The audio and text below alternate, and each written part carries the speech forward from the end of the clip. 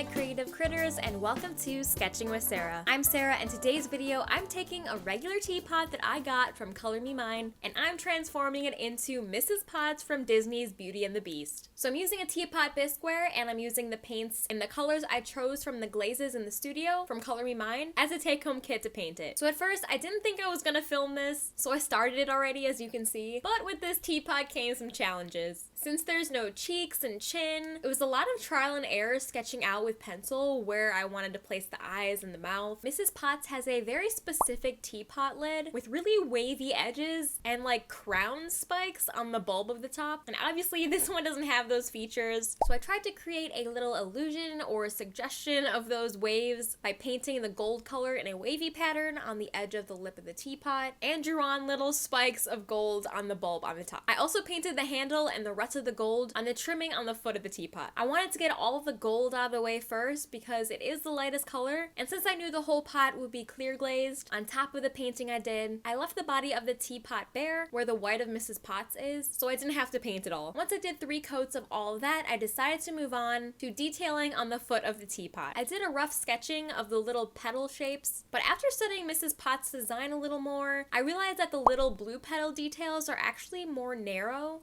rather than the same size like I thought it was with the pink petals. So I decided to paint on all the pink ones first and leaving little spaces for the more narrow blue ones. And I decided to do the pink first because it's also the lightest of the colors on the details here. So it would be easier to paint over it with any of the darker colors that are coming later if I needed to clean any of it up. I also wanted to mention that I got a request from my last ceramic painting video to show the process in real time, or at least slower. And I knew if I did that, the video would be hours long, and since I record my videos on my phone, it would be so much memory rather than filming it in time-lapse mode for most of the process. But I totally get the satisfaction of watching painting in real time, so I thought since I needed 3 coats of everything, I would record the first coat in real time, or the first petal or the first few strokes in real time, and then speed it up as it goes along and in the second and third coat. That way hopefully you get a little taste of the real time for a bit while still being able to see the full process. I can't really guarantee that I'll have all of the first coats in real time, but at least way slower than the time lapses, just because I think the total time for all the first coat clips was still really long,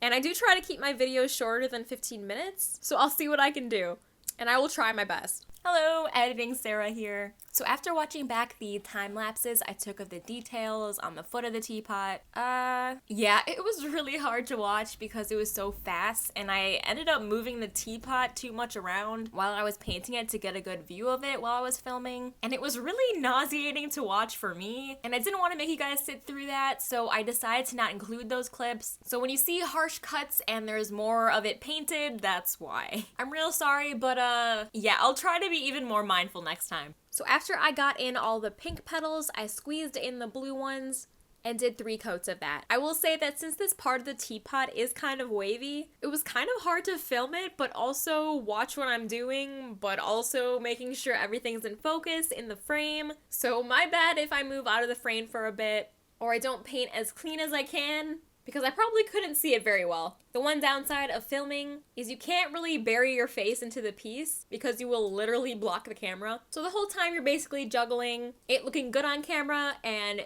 it looking good while you're creating it. Also, not to mention, keeping everything with the right exposure on my phone while filming was real hard too, but I think it's because since the teapot is so light in color and my workspace is just so much darker, I had a hard time picking the exposure automatically. But I don't know, I'm not a photographer, and that's actually one class I wish I could have taken in college. But anyway, bear with me. So after I got all the blue details painted, I took a tiny little brush and painted in the purple background and did my best to clean up what I could with the petals.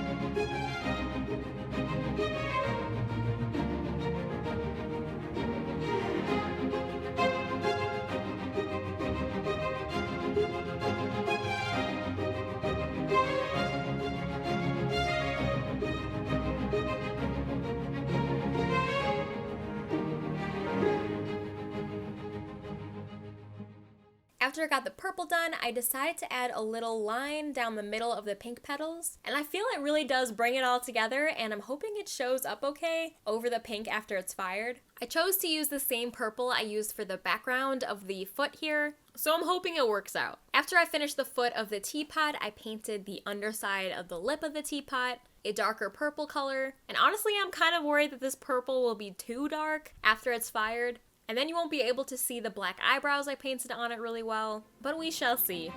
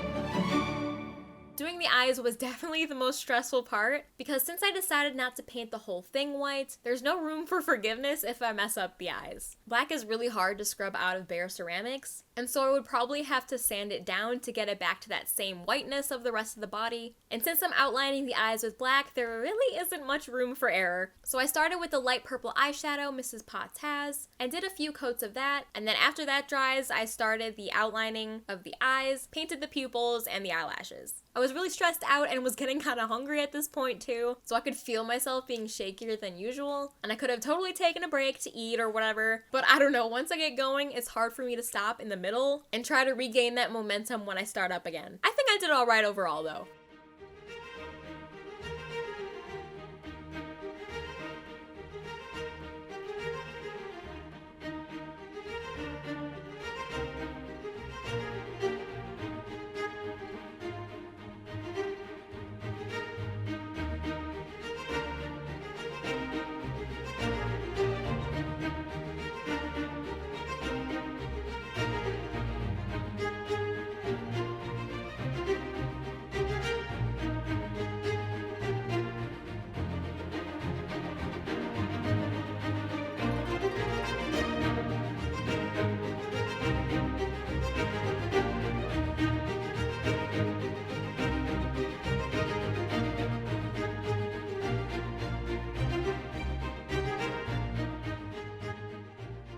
After I did the eyes, I went in and chose a dark pink or magenta color and painted in the lips. I didn't really have a paint that was just a little bit darker than the lip color to outline it, so I thought maybe I would try to use the really dark purple from under the lip of the teapot just to line the opening of the mouth, but now in hindsight, I think that will end up being way too dark, and since I didn't want to do a full 3 coats on there, it might be a little bit spotty and streaky too, but we'll see how it turns out after it's fired, I guess. When I added the little blushies, I started by making them smaller than I wanted them to be, and I did a couple generous coats of this light pink. Then I took a wet brush and tried to blend out the blush a little bit more into the bisque to make it more faded out and less like pink stickers on her face. This is my first time trying to get this effect, so again, it's up to the kiln gods now for Mrs. Potts Blushies. I did do some cleaning up of the shapes a bit off camera, using a toothpick to scratch off different parts to sharpen some of the details, and I'm pretty sure no matter how much cleaning up I do, the glaze will probably still get all melty together, at least a little bit.